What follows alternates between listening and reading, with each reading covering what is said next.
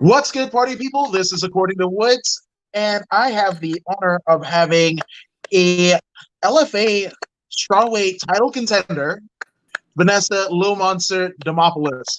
Vanessa, how are you doing? I'm doing amazing. How are you doing? Awesome to have you here, and awesome that you are fighting for an LFA title.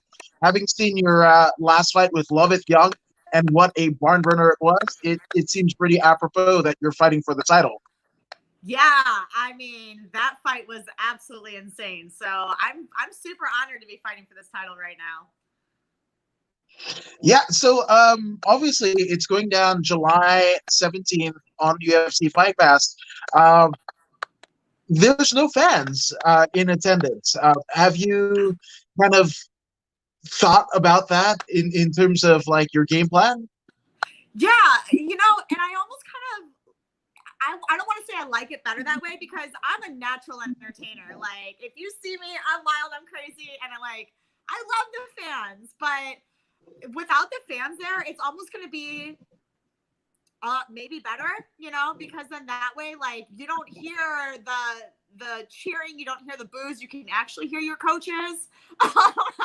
Not that I always hear my coaches, but I just really I'm very excited for this opportunity. I'm very excited to go out there with or without fans. Like, it's gonna be something amazing to watch. Like, I'm the same monster no matter if everybody's watching or if nobody's there. Like, that's just who I am. So it doesn't really affect me emotionally as much as I'm like, this is gonna be a cool experience.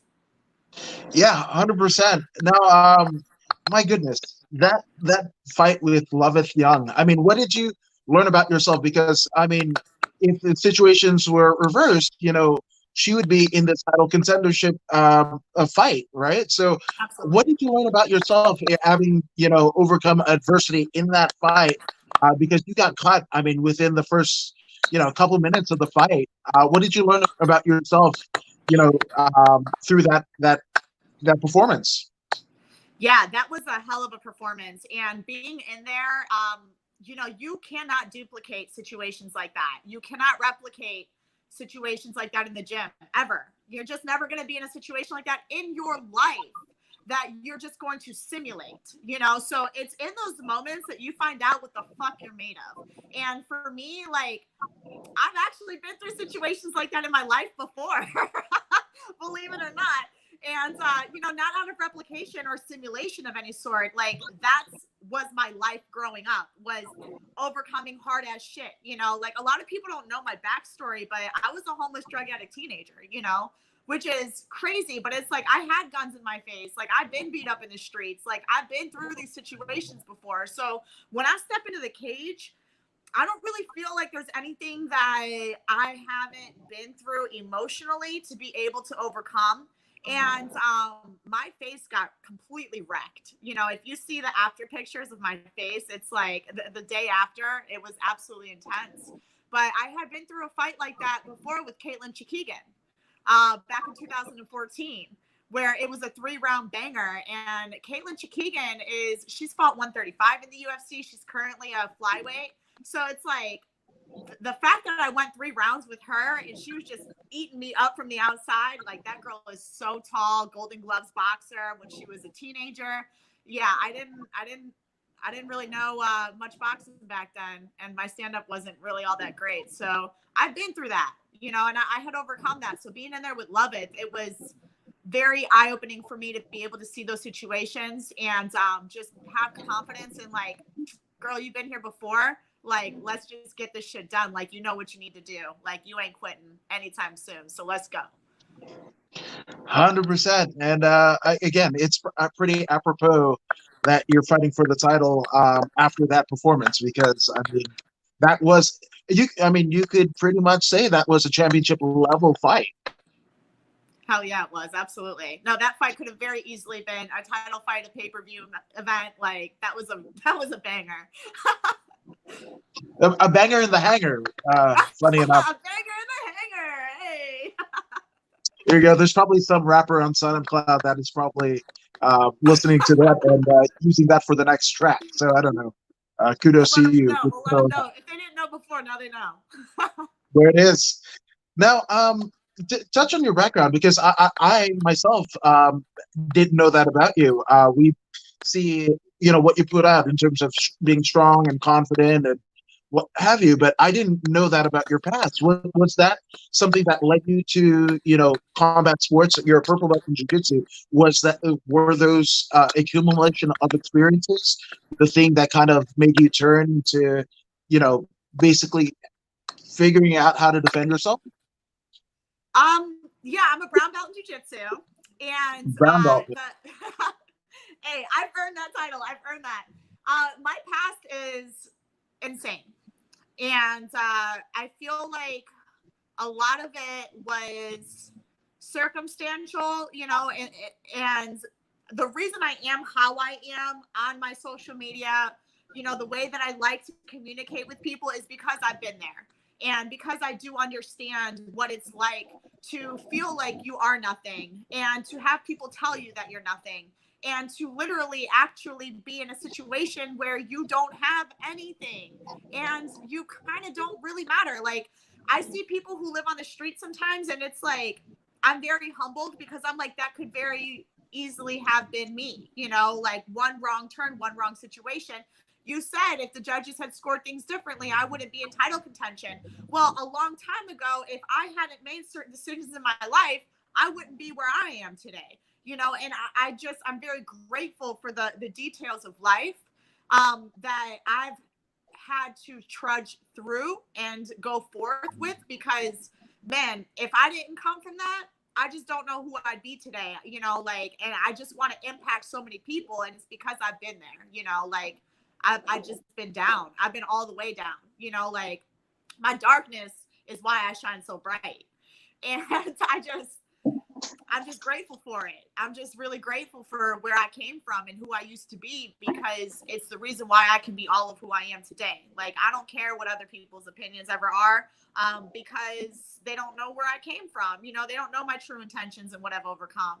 And I love myself because of the adversities, because I know what it's like on the other side. I've seen it, so I'm very grateful for who I am and everything that I have and everything that we're becoming.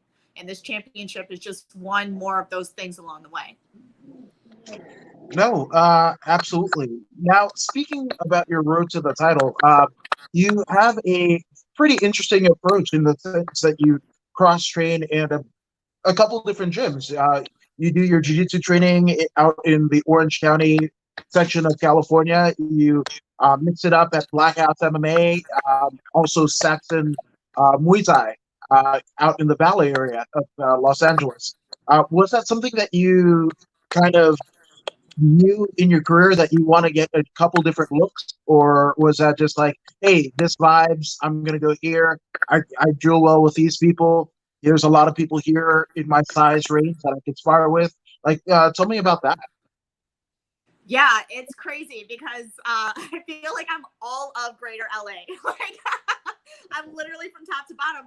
From my one gym in Orange County to my gym in the Valley, it's a 2-hour difference, of travel. So it's like, and I'm willing to go the distance just to get the work in that I need to get. Every day that I train, every day that I wake up, it's dedicated to the mission, of becoming a world champion. So this opportunity is amazing for me.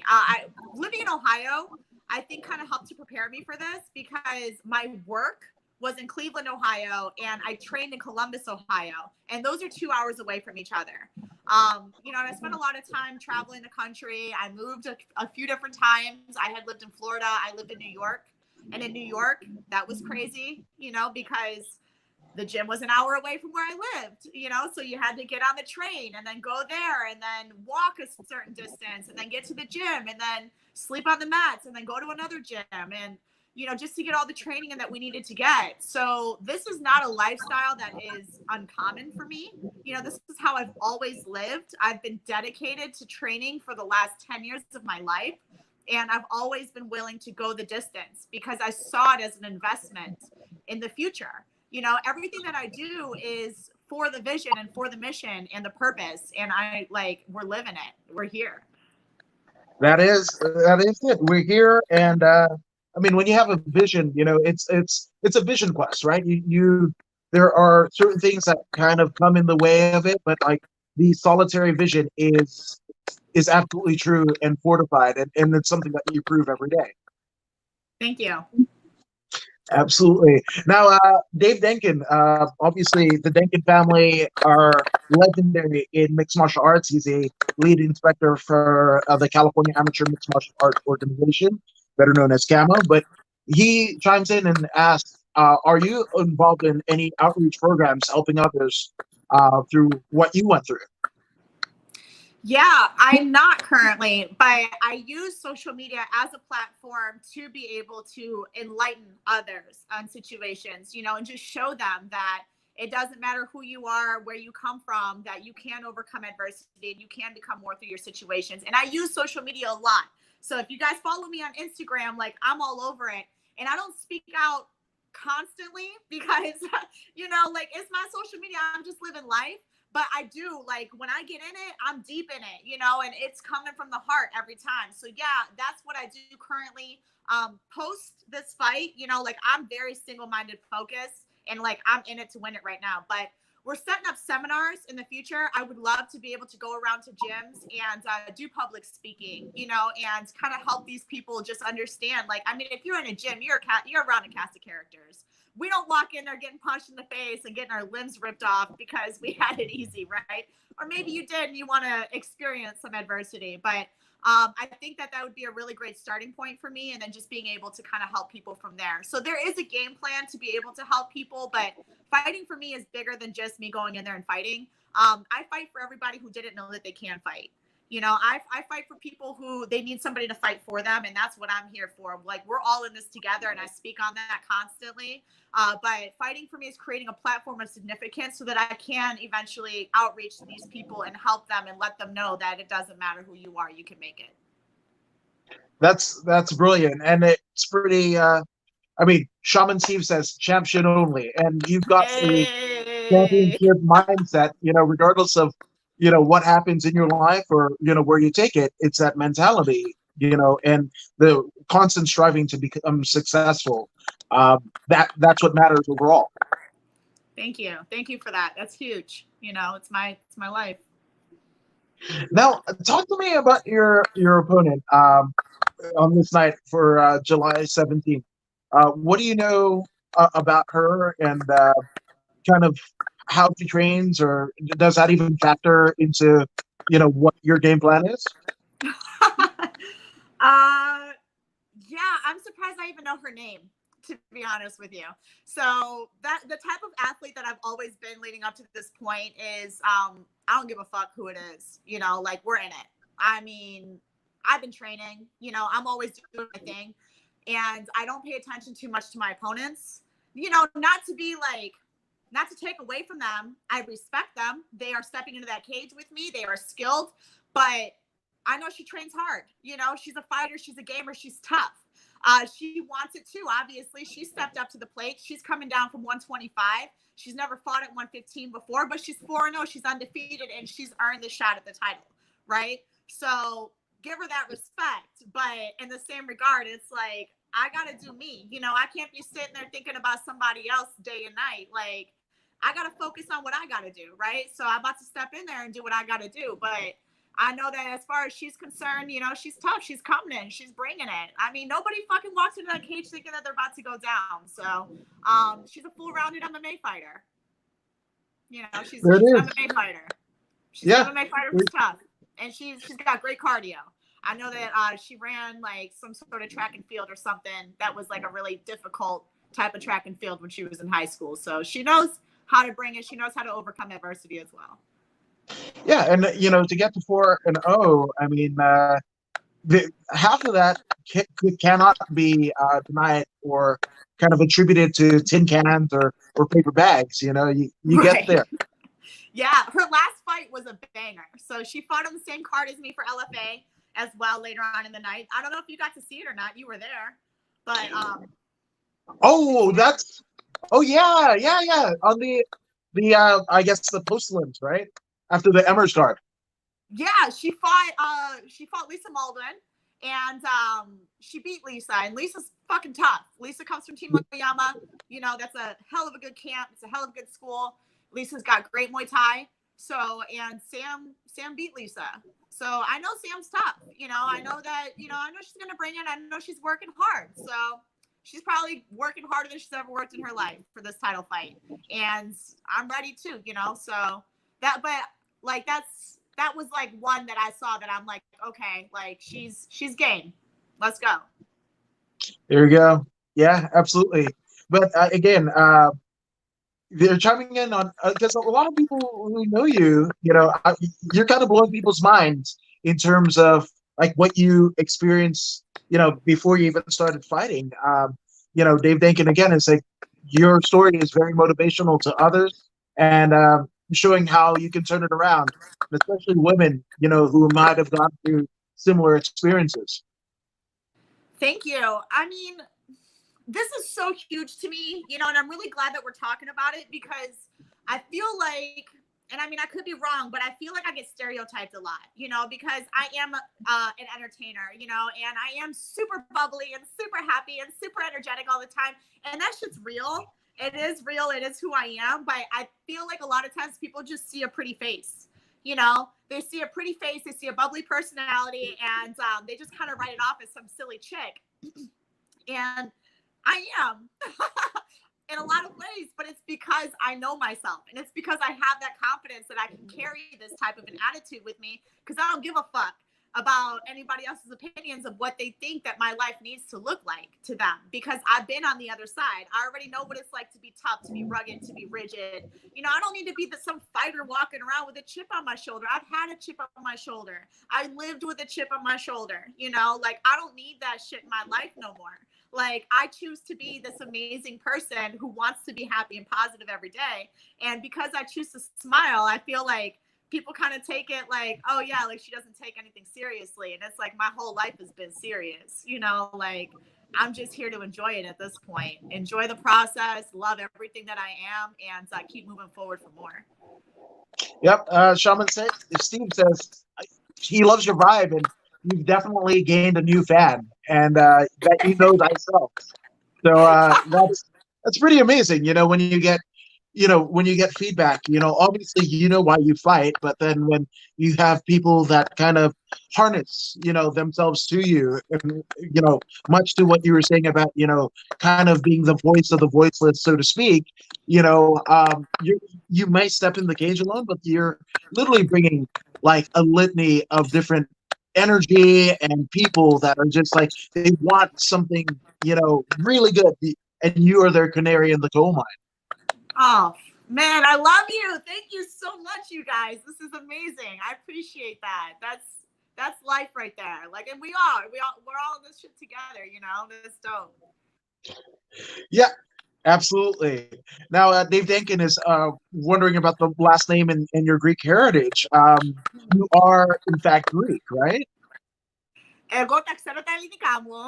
Ήρθα εδώ όταν ήμουν πολύ μικρή και τώρα είμαι εδώ στο LA, αλλά πριν ήμουν στο Cleveland από Ελλάδα. Ήμουν στο Ναύπακτος και τώρα είμαι εδώ και ναι, είμαι ελληνικά. Είμαι Έλληνα. So, Dave, does that answer your question? Does that answer your question? And if you don't speak Greek, all I said was I come from a town called Nafaktos in Greece. I moved to America when I was a kid, and I moved to Cleveland, but now I'm over in LA. So, but yes, I'm very Greek. So you were actually born in Greece then? I was born in Cleveland, and then I was raised in Greece, and then I came back when I was like around like 9 years old. So, and that like the Greek way is we used to go back every single summer with the family, and yeah. So yeah, I grew up eating Greek food. I went to Greek dances. My aunts still spit on me to go get married. Like they go, "Thusu, thusu, find a good man, thusu." So were you pro or con the My Big Fat Greek Wedding? Was that a true depiction or? Okay, not only was it true, it was accurate down to details. My aunt's name is Tula. That was like the main character's name in the movie. Like, it's extremely accurate. It's way too close. It's way too close for comfort. Yeah. Oh man, you made my wife pretty happy because she watches that probably once a week. So this is going to give her another justification. So Well, you need to uh, know it's very accurate. So yeah, yeah, that was my absolutely. life growing up. Absolutely. My goodness. That's, well, I mean, that in itself is, kind of the ideology of a fighter, right? Greeks are fighters since the Pantheon. My grandfather descends from Spartan blood, so it's a real thing. I'm an actual fucking warrior from birth. Like, yo, I was meant for this shit. Like, Damn. Yeah, man. cool. And we're uncovering, that's why I love doing these because, I mean, just uncovering different sides, almost like Yeah. quote Shrek, people are like onions and you just have to peel off layers. And we're kind of peeling off like some cool little factoids on you. Yeah, I never get to talk about this stuff. This is cool. Like, I've had so many conversations with you that I don't ever like get asked in interviews. So this is dope. That is too kind. That You're is the too man. kind. You're the Yeah. man. You're too kind. Now, in terms of like music, right? Do you have any? Obviously, walkout songs are kind of, a little bit of kind of the fight ambiance. But when you're in training, when you might get like a bleak kind of mindset, or that combo doesn't come as quickly as you thought, or as your coach taught, or that transition in jiu-jitsu or whatever. Is there any kind of like music that motivates you, or like what helps you get into the zone? I love to dance. I love music, right? So, since I was traveling the country doing jujitsu, and my whole warm up, I've always danced to warm up. So it's like I got a few songs that I love so much, and "Feeling Good" by Michael Bublé, that's my number one.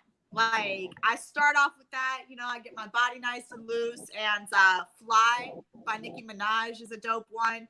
"All I Have" by NF is like, that's the one. Like, that's the one, like, oh, I'm fucking ready to go after I listen to that song. That's my song. And there's a lot of them that are like really super solid, that like they just really get me going. But those are my three. Like, those are the ones that I go to every time. Like, that's my shit. There it is. I mean, that's awesome. And man, I wish you would have thrown like a Van Halen or whatever, because like I got lost completely. I was like, Minaj.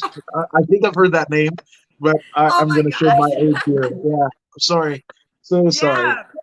No, I mean, walkout music is everything. I feel like music is like, that's like the gatekeeper to your soul. Like, when you listen to music, like, it could literally just like translate your whole day. Like, it could transcend you. Like, I wake up every morning and I listen to worship music. That's how I start my day, because I love God. And then it's like I get that day rocking, and it's like I'll go in the car and I'll listen to something that kind of just gets my mind rolling, and then on the way to the gym, I got my other gym music.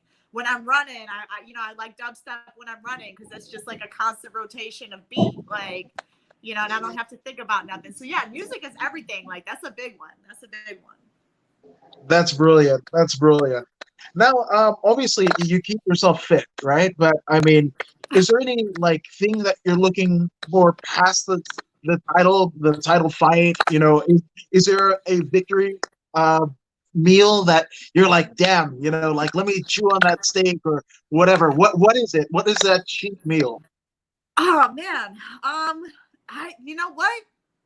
I don't know. I have no idea. I don't dream about food like that.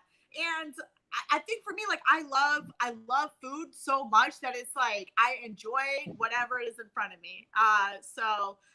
And I gotta be careful, because like I'm always healthy, like in and out of camp. So if afterwards, like, I just like go ham on like some donuts and crazy stuff, like, I'm gonna actually hurt myself with food. So man, a giant I wouldn't say, what are the big tomahawk steaks? Oh, a good tomahawk steak would really just like, that would be amazing. Yeah, some tomahawks, some lamb chops, and that's stuff I could eat now. Like, that's not bad for you. But that's like, I'm dreaming about that. Now you got me dreaming about that. Yeah, maybe some Hey, mac and cheese, like some fight lobster stuff, mac and fight cheese. stuff, fight stuff. Come on, getting down that Fred Flintstone style, you know, that Johnny I Rubble. literally don't even have a thought past the fight. Like, I'm just like, give me my belt, and then we can talk about everything else. Like, There it is. There it is. Man, but that, I mean, the fact that you know, just a tomahawk, you could have said like T-bone, whatever. You were like tomahawk. I was just like, man, like Fred Flintstone. That was it, you know? have you seen these tomahawk steaks? I've never had Yeah. one, but they are crazy. That's why I don't watch people's stories on Instagram once they start posting food, and I'm like, I don't, man, you know, I need to do more working out to make sure that happens. I gotta earn this meal. I gotta earn this meal that they're eating. I'm not even eating, and I still gotta earn their meal. Yeah, man. So there you go. I mean, there's hope for me. Obviously. Now, speaking of hope, right? Because obviously there's a weird. I mean, we've been through an unprecedented kind of weird couple of months. No matter where in the world you are, it's just weird, right? People are looking for canaries in the coal mine, and I think this is really cool to have brought you on and to share a bit of your story, because like there's a lot of people that are like searching for hope right now, now more than ever. So, what do you say to anybody that's struggling with any type of mental or physical or just spiritual, just kind of murkiness? I got you guys. Man, honestly, this whole pandemic has been absolutely insane. And I think so many different ways people have struggled with their identity. They've put their identity into things, not who they are. You know, the things that you do, those are just actions. Those are things that we enjoy. Those are things that we like putting our efforts towards. But who we are, that's our core. You know, so for me, I do love God a lot, so I've been able to hang on to that. And not everybody has religion, but think about the person that you love being. You know, things, the important things in life, like your family. You know, the things that you love about yourself, and that's what you got to start hanging on to is your identity. Your identity is not in the things that you're missing out on because of quarantine, and that's where a lot of people are starting to feel so much frustration. And I love them exactly where they're at through their pain, you know, because we all go through pain. Shit, I went through my fucking moments during this quarantine. That shit was hard. That was not easy to be locked up in your house. So I had to do some soul searching, you know, and really think about these things. Like, why am I upset? You know, why is this affecting me? And what is the purpose as to which I can grab onto to become so much more through that? And that purpose was for the greater good of the things that I care about the most, which was my family, you know, and loving the people around me and wanting them to be safe and do the best for them. So, you know, through this quarantine, I've learned a lot about not only myself, but the people around me and, you know, the way that we can all help each other because we are all here for each other. You know, it's not just about you. If you upset, and somebody else is coming to you and they upset, guess what? You fucking put your shit behind you and you got to help them out. That's just who I am. You know, you can't pour from an empty glass. So I had to learn how to fill my glass up so that I can pour onto other people because that's how much I love people is I just want to make sure that I could be there for them. So, you know, from a heart aspect, attitude, and mindset, like you got to love yourself exactly where the fuck you are today because that's what matters. You can't do anything more for tomorrow if you ain't here present in this moment and know who you are and take the time to unravel all that hard shit so that you can become more tomorrow and understand what your vision is and purpose in life. So there it is. And I mean, fulfilling your purpose. I mean, July 17th is a pretty good culmination of all that, which Dave Denkin asked, where's the fight going to be and what TV station? I'll let you handle that.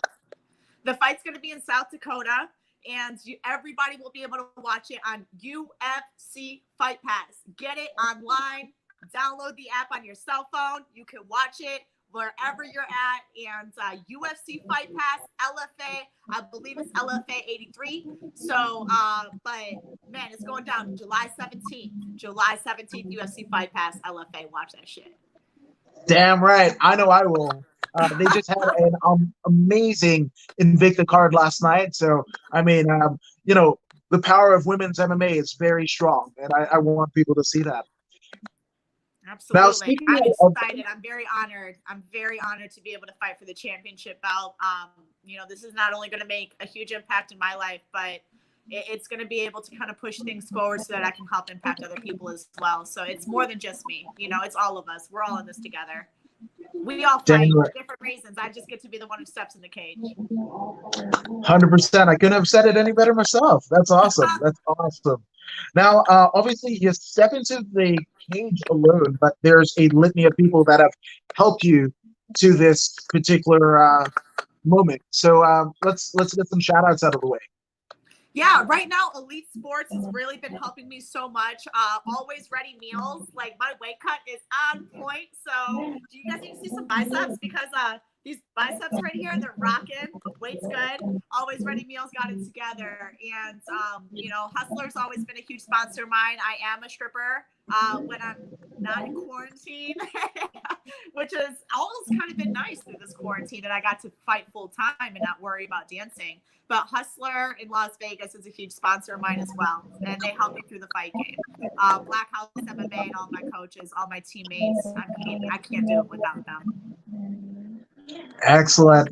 And last but definitely not least, for those who haven't joined the Little Monster Revolution, where can they find you on social media? Little Monster Demo, Lil Monster Demo. Check it out. I'm there all the time, every day, smiling. There it is. There it is. And she's literally dancing her way out of the podcast. This is amazing. But thank you so much, and much luck, because it's going to be the hardest fight of your career. And need all the luck you can get, but the training will definitely carry over. We're prepared. We've been prepared. We've been ready. We just finally got the opportunity. That's what this is. I'm fucking excited. I hope that everybody else is excited too. Damn right we are. Hell yes. Thank you for having me on the podcast. This is dope. I appreciate this. Oh, sorry we can't be there in person. Being crazy. Yeah, it's just a head. I'm a floating head. It's weird. So weird. But yeah, man, we got to get together sometime. Maybe we'll even circle back once that title is yours. Absolutely. Hell yeah. Yeah, I'll be sitting here dancing with my belt. There you go. You guys heard it here first. There you go. There it is. But Vanessa, thank you so much. Man, all the luck. And we will definitely be watching on UFC Fight Pass July 17th. But Let's get it. Let's get it. Bye, everybody. This has been According to Woods with Little Monster, and we are out.